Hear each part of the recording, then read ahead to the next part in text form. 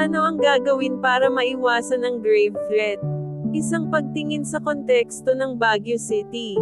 Sa gitna ng mabangong pine trees at malamig na klima ng Baguio City, kilala bilang summer capital ng Pilipinas, nagtataglay ang lungsod ng isang kakaibang dinamika, paghahalo ng katutubo at modernong kultura, masiglang turismo, at mga hamong pang-ekonomiya na nagbubunga ng partikular na tensyon.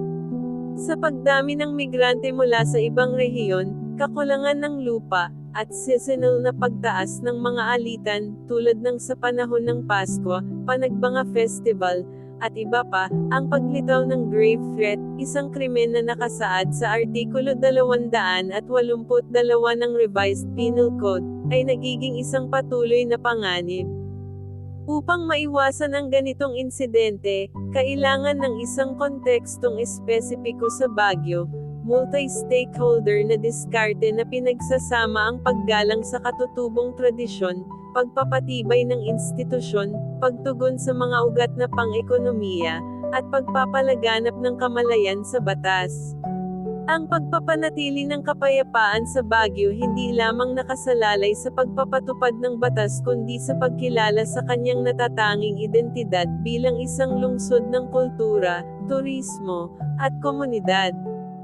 Pag-integrate ng katutubong tradisyon sa sistema ng paglutas ng alitan. Ang unang hakbang sa pag-iwas sa grave threat sa Baguio ay ang pagkilala at paggamit ng matibay na sistema ng paglutas ng hidwaan ng mga katutubong Igorot.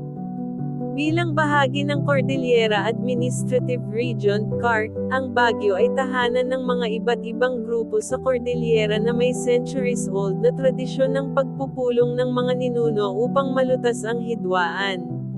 Sa mga kaso ng alitan sa lupa, isang pangunahing trigger ng grave threat sa Baguio dahil sa kakulangan ng lupang residential at pang-agrikultura, ang paghahalo ng pagpupulong ng mga matatanda at ang umiiral na katarungang pambarangay (KP) ay nagpakita ng malinaw na epekto. Halimbawa, noong 2023, isang hidwaan sa pagitan ng isang katutubong pamilya ng Ibaloy at isang migranteng negosyante mula sa Luzon proper tungkol sa isang lote sa loob ng Burnham Park Extension ay naresolba sa pamamagitan ng pagpupulong ng mga elder ng Ibaloy at ang lupon tagapamayapa ng Barangay Luwalhati.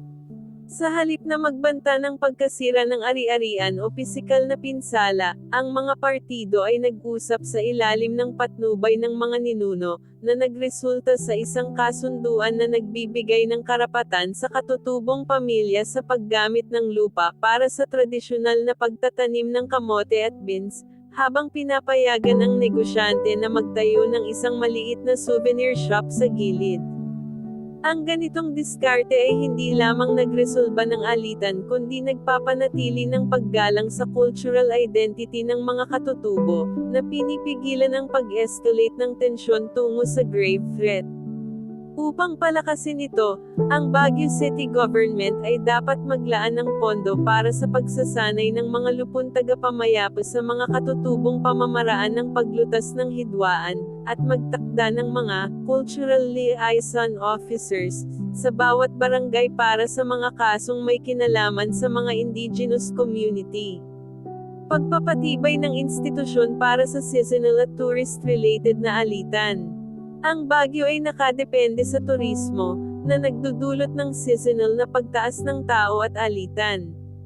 Sa panahon ng Panagbanga Festival, Pebrero-Mars, at Summer Vacation, Abril-Mayo, ang mga alitan sa pagitan ng mga turista at lokal, tulad ng mga vendor versus turista sa Session Road, hotel noise complaints sa Barangay Dominican Hill, ay nagiging mas karaniwan. Minsan, ang mga ganitong alitan ay nagiging grave threat kapag ang mga partido ay nawalan ng pasensya. Upang maiwasan ito, ang Baguio City Government ay dapat palakasin ang kapasidad ng mga barangay na humarap sa seasonal na alitan. Una, dapat magtayo ng Tourist Conflict Resolution Desks sa mga sikat na lugar tulad ng Burnham Park, Session Road, at Mines View Park, na may mga trained mediators na nakakapag-usap sa Ingles, Tagalog, at mga lokal na wika, Ilocano, Ibaloy, Kangkanay, at iba pa. Pangalawa, dapat maglaan ng dagdag na pondo para sa mga lupon tagapamayapos sa panahon ng peak season, upang mabilis na matugunan ang mga reklamo bago pa man mag-escalate. Halimbawa, noong 2024, ang Barangay Session Road ay naglunsad ng isang pilot program na nagdagdag ng 2 dagdag na mediator sa panahon ng panagbanga, at ayon sa kanilang ulat, ang bilang ng mga alitan na naging grave threat ay bumaba ng 45% kaysa sa nakaraang taon.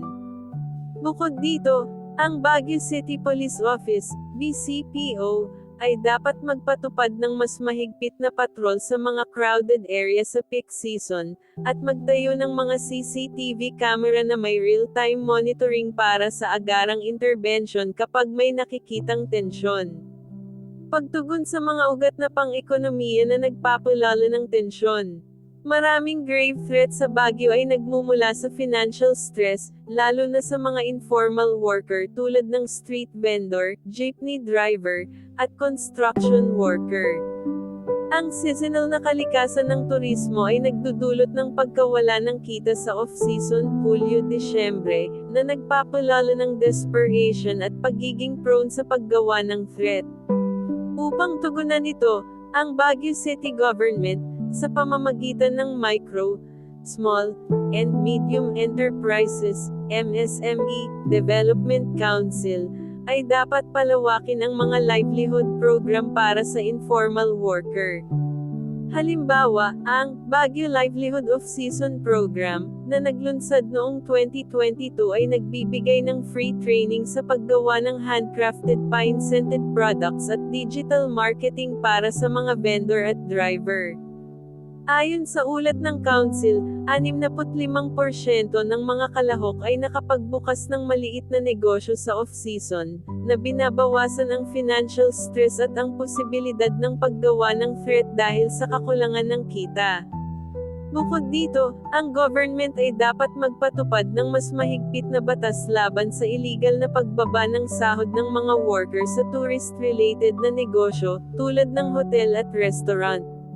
Sa pamamagitan ng Department of Labor and Employment DULE, CAR, ang Baguio ay dapat magtayo ng labor complaint desks sa mga barangay para sa agarang pagresolba ng wage dispute, na pinipigilan ang mga worker na mag-resort sa threat para makakuha ng kanilang tamang sahod. Pagpapalaganap ng kamalayan sa batas at digital safety. Maraming mamamayan ng Baguio ang hindi pa rin alam ang legal na kahihinatnan ng grave threat. Ang isang offhand na threat na, "Sisibog ko ang tindahan mo," o "papatayin kita," ay maaaring magresulta sa pagkakakulong ng hanggang 6 na taon at multa ng hanggang 100,000 piso ayon sa Artikulo 282 ng Revised Penal Code. Upang palakasin ang legal literacy, ang Baguio City Government ay dapat maglunsad ng mga kampanya sa pamamagitan ng local radio stations, tulad ng DZWT 540 AM, at social media, City Government of Baguio Facebook page, sa Tagalog, Ilocano, Kangkanay, Ibaloy at iba pang lengguwahe sa Baguio. Ang mga kampanya ay dapat magpakita ng real-life na kwento ng mga tao sa Baguio na nahatulan dahil sa grave threat, upang magsilbing babala. Bukod dito, sa digital age, ang online threat tulad ng cyberbullying against students at fake reviews targeting tourist businesses, ay nagiging mas karaniwan.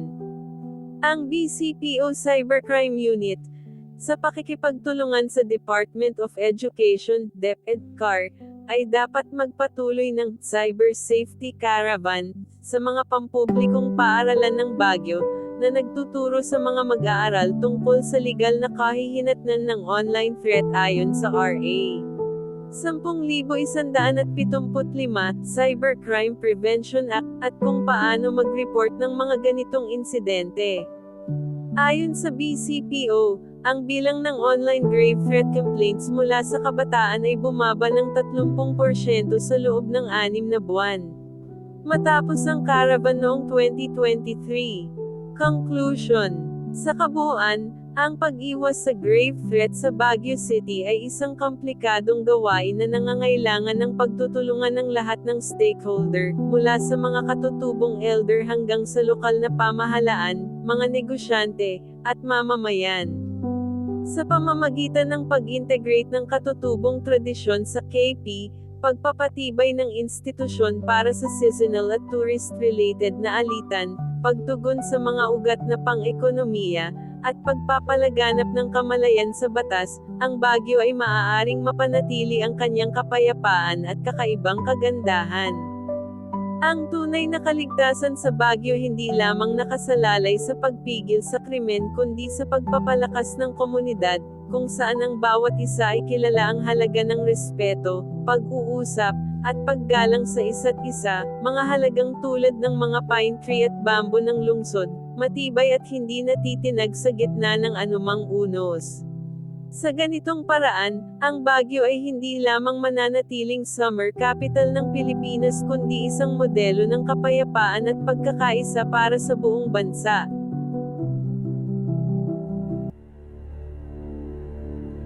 The hill stands tall in the morning light, whispers of safety, a promise bright.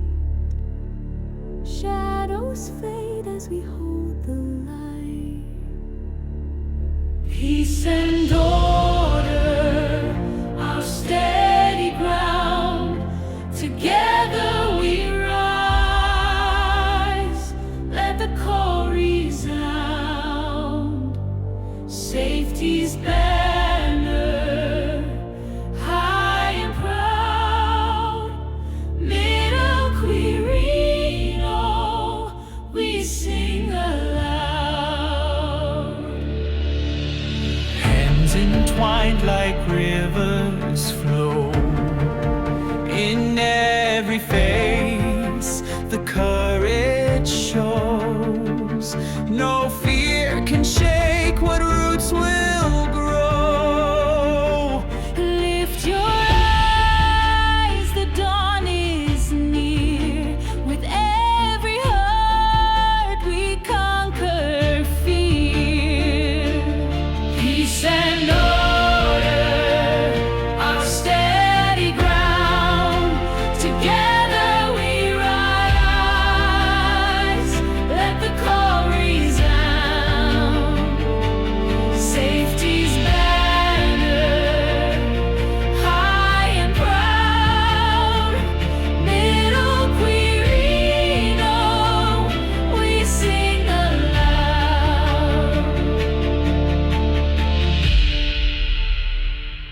A watchful flame that never dies. We guard the night beneath